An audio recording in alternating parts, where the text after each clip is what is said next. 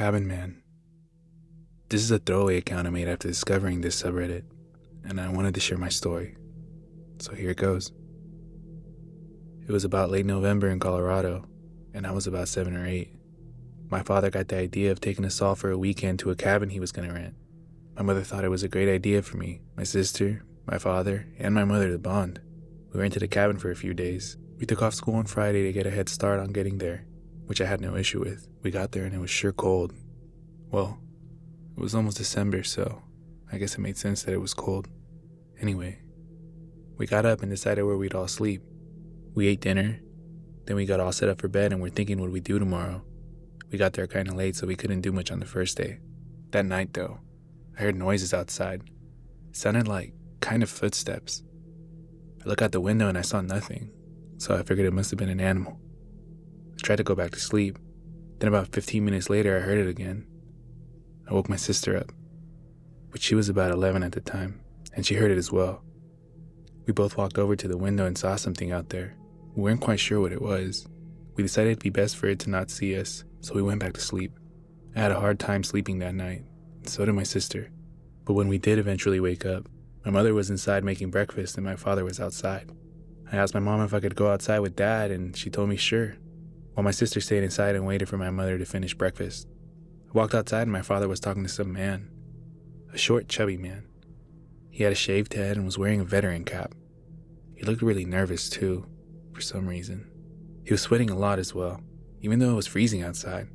I walked over to him and my father. My father looked at me and said, "Oh, this is my son," and told him my name. The man looked at me and said, "Nice to meet you, kid. My name's Patrick." He smiled and looked at me. I smiled and greeted him back. And it may have been rude at the time, but I was just a kid, and I asked him, "You look kind of scared. Are you all right?" And he kind of coughed and replied with a, "Yeah, I'm fine. I just went through shell shock. I'm a veteran." As I couldn't tell already with the cap he was wearing. He seemed normal then. My father seemed to really like this guy, and I liked him at first too. He told my father that he had also rented a cabin with his family, and they were really close to us, so he decided to introduce himself. My father invited him inside for breakfast and he stayed, and it was normal. I went outside to play after that with my father and Patrick. While outside, I fell and scraped my knee and started crying. My father was inside at the time. A bad time for him to be inside. My mother was calling for him and he ran inside while I was out there with Patrick. Patrick ran over to me and told me to come with him to his cabin because he had band-aids. I agreed and went with him. I wasn't a very smart kid. I went with Patrick. We talked about what I liked doing and I told him about the video games I played and stuff like that. Then things got weird. He asked me what my shoe size and how old I am. I didn't know what my shoe size is, but I told him my age. He just kind of chuckled and said something along the lines of, "Good to know." Also, his cabin was nowhere near ours. It was way back. It took about 20 to 25 minutes to walk there. I was tired and there was no point in getting the Band-Aid anymore, but I still decided to keep going since I had walked so long. We entered the cabin. He told me to go in first, so I did. As soon as I walked in, I realized something. There was no one in there. No family. I asked him where his family was and he didn't answer, pretending like he didn't hear. He locked the door, then kind of got frightened. He told me, "I'll be back with the Band-Aid, kiddo." He walked into the kitchen and pulled one out of somewhere. Then he walked back to me and told me to have a seat and he'd put it on. I sat down and he put it on me. He also held my leg with his other hand and rubbed up and down it and told me, "You're rather muscular, kid. I like that." I kind of got scared and immediately stood up. He asked me what was wrong and I told him nothing and my leg was feeling much better. I then thought my parents would be worried sick about me and that I should hurry back. He insisted I stayed a little longer and ate there. I didn't want to, but I was alone and if I ran, I don't think I could find my way back to the cabin. The door was locked too, so I agreed and decided to eat with him and just get it over with fast. He asked how much I weighed and I guessed about 73 pounds. He nodded and said, "Perfect weight." I asked him perfect weight for what and he just kept smiling. I was really weirded out and asked him if I could go. He told me no and that things were just getting started and I shouldn't miss out on the fun. He had such a weird tone when he said that too. I then heard a big bang from the bedroom. It was a closed door. Patrick stood up and looked kind of angry. He walked into the room and shut the door behind him. I then heard him yelling, "Did I fucking tell you you could move? No, stay the fuck where you are. I have fucking company," or something like that. He then walked out with a smile on his face and shut the door slowly. "Sorry about that.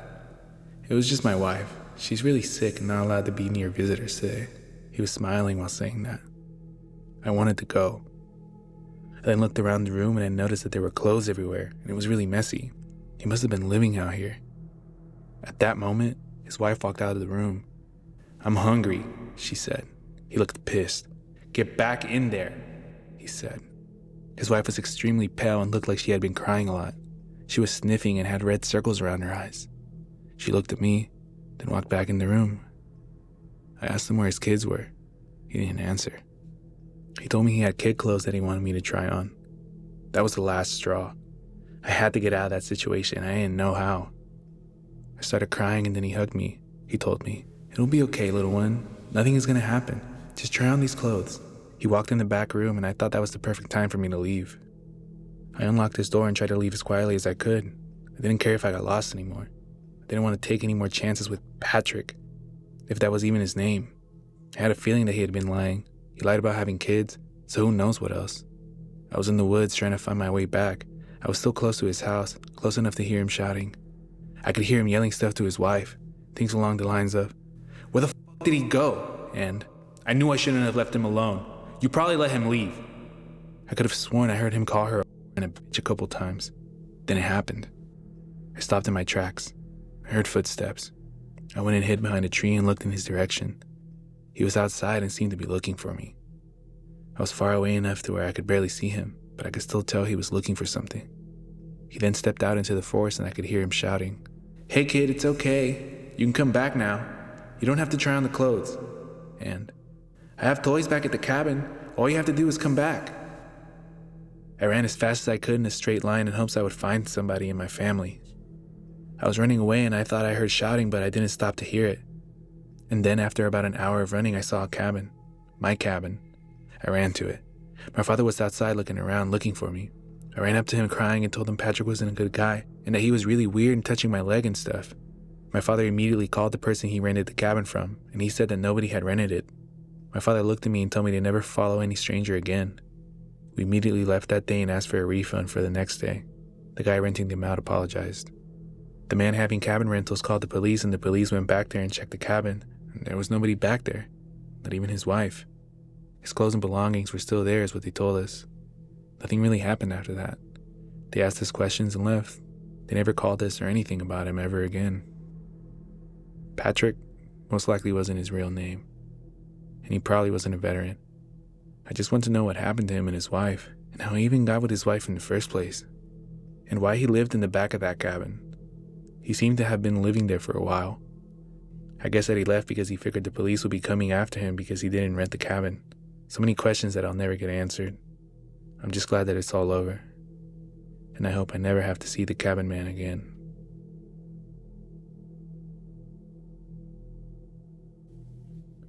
Disturbing camping encounter. Background. I worked summers as a camp counselor in northern parts of Ontario, Canada. On the night that this particular incident occurred, I was camping with a group of 10-year-old boys on the same lake the summer camp was based on. So like a routine camping trip, we canoe out to the site and set up our tents.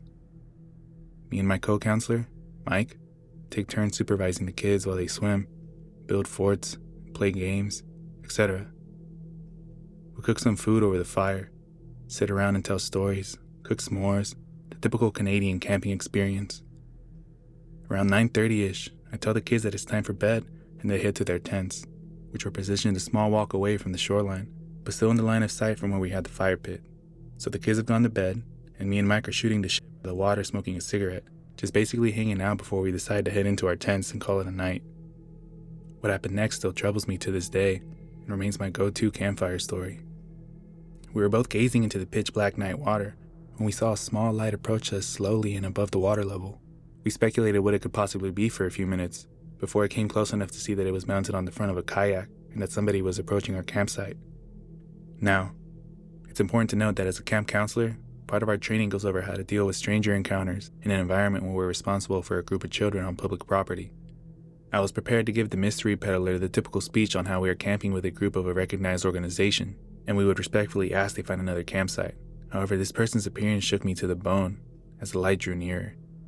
Paddling the kayak was a woman who looked to me in her 60s. She had incredibly long wisps of gray hair that was trailing in the water. Her skin looked like old leather, and her dead-looking eyes were tough to spot under all her wrinkles. She looked directly at me, and as she spoke, I realized that she was missing most of her teeth. "Are all your children safe in bed?" she asked me, pointing in the direction of the tents. Not really knowing how to respond and quite frankly myself, I responded by telling her that they were fine and she should leave. "That's good. Just as expected for this time," she said with a smile, then turned her kayak and paddled off into the night.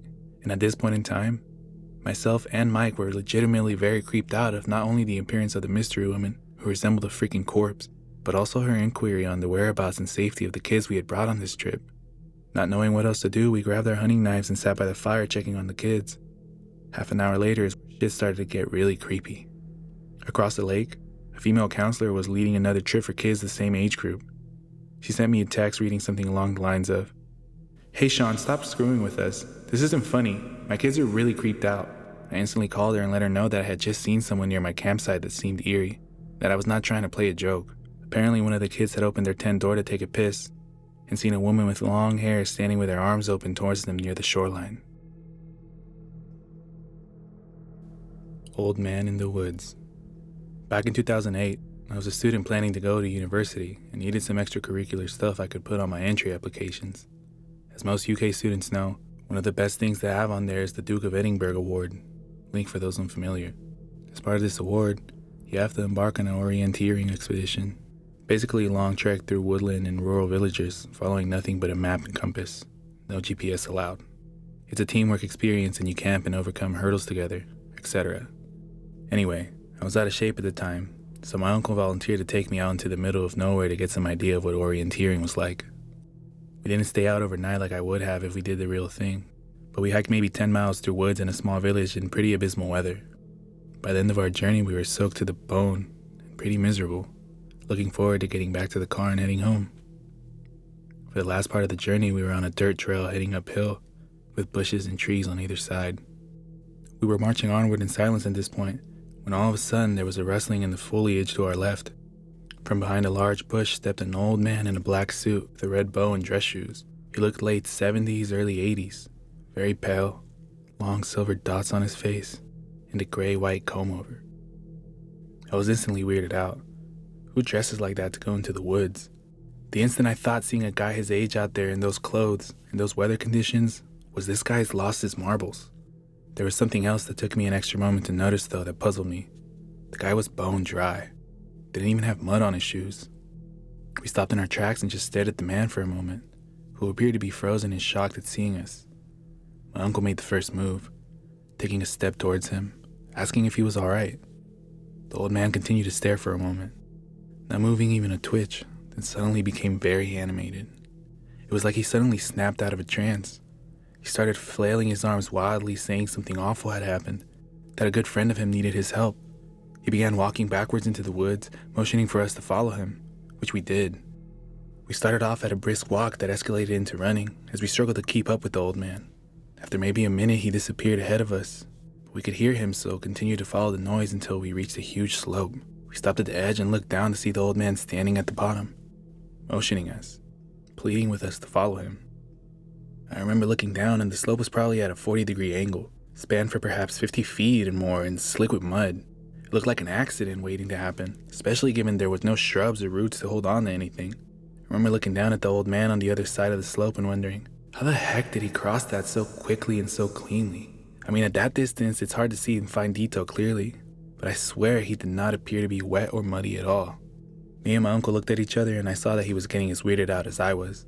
Despite my feelings, I made a step toward the edge and was going to try to make my way down when my uncle grabbed me firmly by the arm and pulled me back.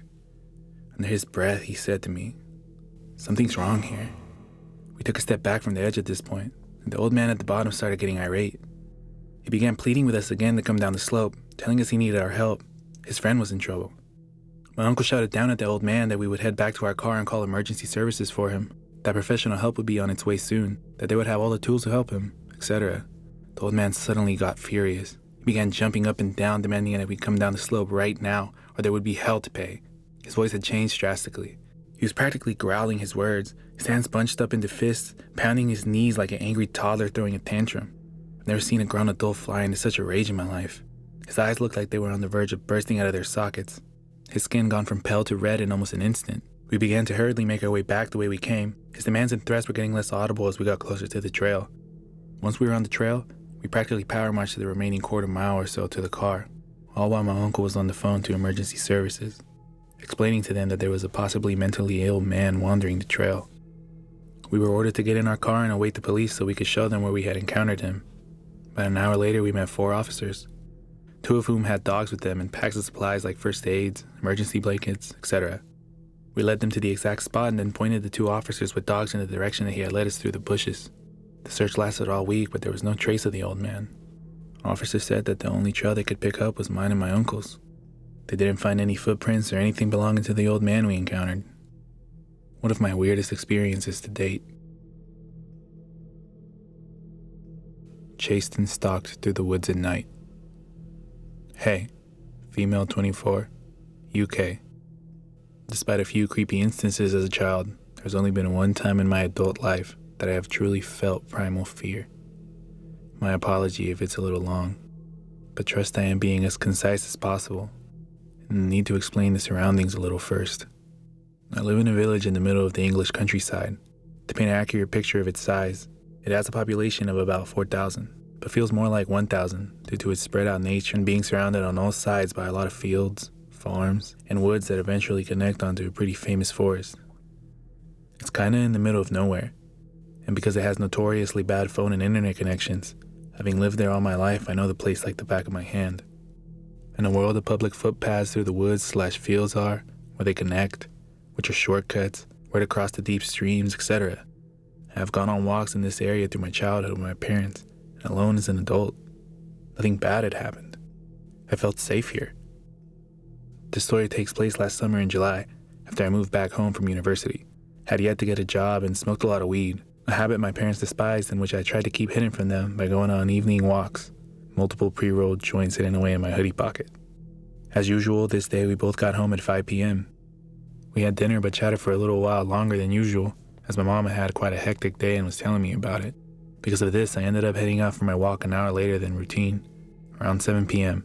But as it was summer, the sun was still shining, so honestly, I didn't really notice that it would start getting dark while I was still out. The woodland closest to my house is less than 5 minutes away, and you enter through a gate on the farmer's field. You can see across the open area quite far until the first set of small woods obscure your view. That's where I was heading, as I knew that the track takes under 2 hours and leads back to the same path I was standing on now. More than enough time for me to smoke the 3 joints I had in my pocket, and for the smell to leave my clothing, I thought. The entire area is very popular for dog walkers, so it's not unusual to see other people while you're about, and as this is a village, everyone says hello to everybody. I lit my first joint and started walking. I'm just in my own world for a while until I was less than 100 feet from the entrance to the woods. An elderly man was coming out of them throwing a ball for his collie dog. I finished my joint and stubbed it out. As I got closer, I recognized it was John, who lived on the road next to mine and knew my grandpa. We stopped and said hello as I stroked his dog Max. While talking, I see another man coming out of the woods. No dog, bright green jacket, very tall and had a good 10 years on me age-wise. Me and John chat for another minute and say goodbye. He warns me not to stay out here too long as it will start getting dark soon. True, the sky was bright pink and orange. The sun was indeed beginning to set. I hadn't really noticed. I continued on down the path towards the man. When we were nearly passing each other, I looked to make brief eye contact, smile and say hello, like everyone here does, even if you don't recognize the person. My eyes instantly met his. He was already looking at me. His dark eyes locked onto mine. He wasn't smiling. I didn't know if it was him, but all I knew was something was wrong. It was in his eyes. I swallowed my politeness and looked at the ground as we passed. I had lived in my uni city the past couple years, so I knew the red flag when I saw one, and my country bumpkin manners evaporated. I quickened my pace a little before entering the woods and slyly looked back. The guy was still walking in the same direction following John. I felt relieved, laughed, cursed the weed for making me paranoid while lighting up another joint, started making my way into the woods. It takes about 30 minutes to follow the path through the woods to end. The pathway exit opened into another field that led to another set of woods. The sky was now violet, the dimming light having been obscured to me by the trees. I was already smoking my last joint, and was near the entrance to the second set of woods when I felt it. Fear. Complete, crippling, absolute fear worked its way like electricity through every layer of flesh. I'd never felt anything like it before, or since, but I knew what it was. I whipped around. Standing at the exit of the first set of woods was the man. I could still make out his green jacket in the fading light. He's fucking doubled back, and very quickly too. I had looked back several times while in those trees and he hadn't been there. For a second I froze, as did he. He knew I'd seen. To sprint at the distance between us would take about 5 minutes. He was obviously in good shape. I threw the spliff and bolted through the woods, the only way I could go. I didn't dare look behind me. I sprinted for a couple minutes before taking a sharp left turn off the path into the trees, hoping to throw him off a bit, but I couldn't see a fucking thing. The light was already darkening and the trees made it look 100 times worse, especially as I am now in the thick of them. Their branches catching on my clothes like fingers whipping and scratching my bare legs so bad I bled. I ran and ran, my lungs protesting in pain, hating me for smoking so much, while my heart was throwing itself against my rib cage trying to escape. I couldn't anymore. I threw myself on the ground behind a particularly thick trunk, my back against it, knees to my chest, hand thrown over my mouth to stifle my labored breathing, desperately trying to pump air into my lungs for the next sprint. I listened for the first time. A few seconds passed silently. Then I hear him. Heavy football snapping twigs behind me about 20 feet to my left. I dare not look in case he sees me. I have my phone, but I know I have little chance of getting signal being where I was. And I knew he'd either hear me talking or see the light from the display. I'm not ashamed to say at this point I started to cry. The tears falling silently down my cheeks. What the f***? I hear a deep voice exclaim, "Where are you?" "I know you're here. I saw you." I have to clasp both hands across my mouth to stop my scream from escaping. I can hear him moving around. I panic and I find enough courage to slowly peek from behind a tree. He was about 10 feet behind me, less than 20 feet to the left, with his back to me. I moved back and my eyes searched the area around me. I picked up a pretty heavy rock. I carefully check on him again and his back is still turned, but he's searching through the trees, hunched over lower on the ground now. I make a snap decision and with everything I had left, I threw the rock behind me to the right. It clattered through the branches of trees and made one hell of a noise. I watched him immediately bolt in its direction, laughing. He fucking laughed. I paused a little, hearing his footsteps get quieter until I thought I wouldn't be so visible to him if I moved, and if I threw myself forward. I ran, trying to put as much distance between us as possible, but I was also aware that I was getting further and further away from home. I knew there had to be a stream somewhere close. If I found the stream, I could follow it as it borders the land and ran parallel to some of the footpaths.